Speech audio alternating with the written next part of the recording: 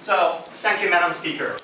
We think in today's debate, the context is liberal democracies. We're going to ban media corporations from having the photograph from the freelance journalists. And we're going to still allow embedded journalists to sell their pictures to their own company. For example, if they join Yomiuri TV, of course, Yomiuri TV is going to be able to buy the pictures from those journalists or those people who are going to the conflict area. We're going to ban the freelance who are going to sell to a lot of companies, right? For example, we're going to ban one person from selling their pictures to a lot of corporations. That's a model from our side of the house. Having said that, I'm going to talk about three things. Firstly, I'm going to talk about why freelance journalists are more likely to be killed in those conflict-affected areas. And secondly, why we cannot protect the state interests regarding fighting terrorists and conflicts, and why we have justifications to ban this, and why we can have the state interest under our paradigm.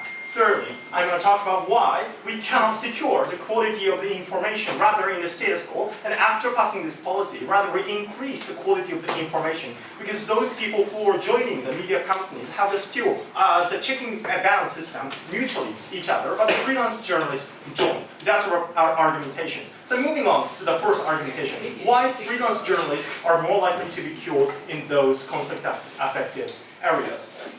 There are two reasons why. Firstly, we think they cannot protect themselves compared to those embedded journalists.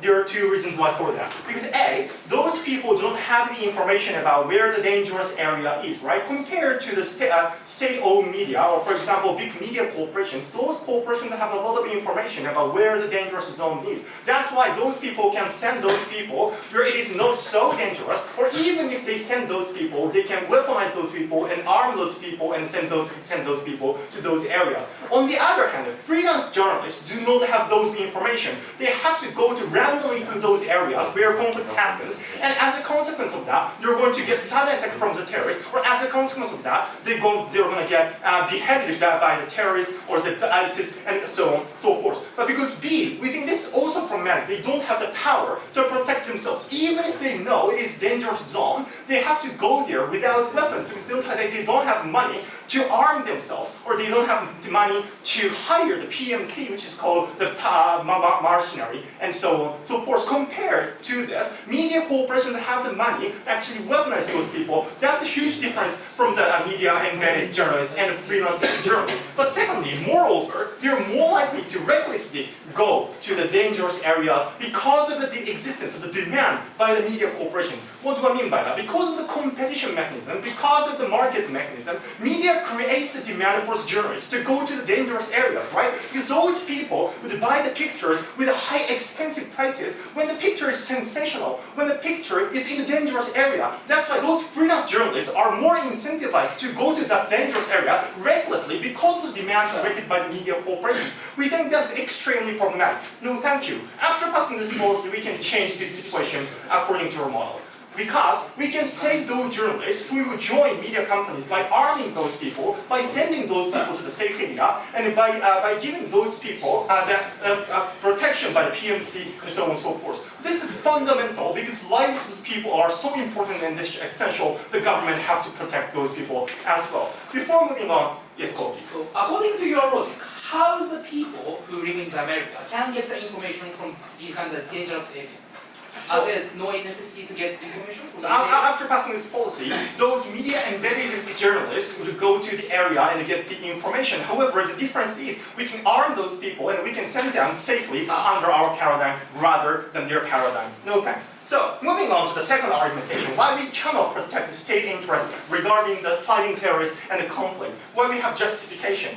There are two reasons why the state interest cannot be protected. The state interest we protect on our side of the house is that, for example, the fight against the terrorists, unfair negotiation cannot be done under our paradigm. If the hostage is taken by the ISIS, which means the power balance between Japan and those ISIS would be broken. The ISIS can have the power in a negotiation table with Japan and liberal democracies. We think even one person, the hostage, is extremely critical for the negotiation with the terrorists and the fighting against the terrorists, because we cannot cannot send the money to other countries, or we cannot send, for example, army to fight against the terrorists. So terrorists can utilize and take advantage of those kind of the hostage under our paradigm. We think that's extremely problematic in damaging the state interest. There are two reasons why for that. Firstly, there are two reasons why we can ban this under our paradigm. The first reason why is prohibitions of going to overseas is highly unlikely to work, right? Because they can move from the border of the state by themselves, for example, by car, by train, by walk. Why is that? Because, for example, Turkey and Syria is very near and closely related. That's why they don't necessarily have to go to the airport and being checked by the government or so on and so forth. So even if we try to prohibit those people going to those areas, it's impossible, right? However, normal people, even in the status quo, prohibited to going into those kind of dangerous zones. That's why government has already implemented this kind of principle and justification to save our citizens and state interest even in the status quo. This can be applied to journalists as well, because we have to extend this principle in this case. But secondly, when media corporations create the demand for those freelance journalists to go to those areas, which means that those media corporations are also complicit with creating this demand and complicit with making those people go to those areas and endanger the country's interest. We think that is extremely problematic, and we have the justification to ban the media companies from having this right. So thirdly, why we don't secure the quality of the information in the status quo. We think on our side of the house, information is rather distorted because of the freelance journalists. Why is that? Because those freelance journalists do not have a check and balance system, and they don't have a so high incentive to distort the information so that it can look very attractive and it can look so sensational so that they can sell that expensively to those media corporations. Because there's no people around him, around her. In those circumstances, they can distort the picture or they can change the information. However, under our paradigm, we can send those people by 2 or 3, or a lot of corporations combine some of those journalists and go to those areas, which means there is a mutual check and balance system, and we cannot distort the information. Rather, on our side of the house, we can ensure the quality of the information, which is so crucially important, which they try to protect from their side of the house. Madam Speaker, we think that journalists are also human beings that deserve protection by the government, and the media corporations' information do not override that right. We are extremely proud.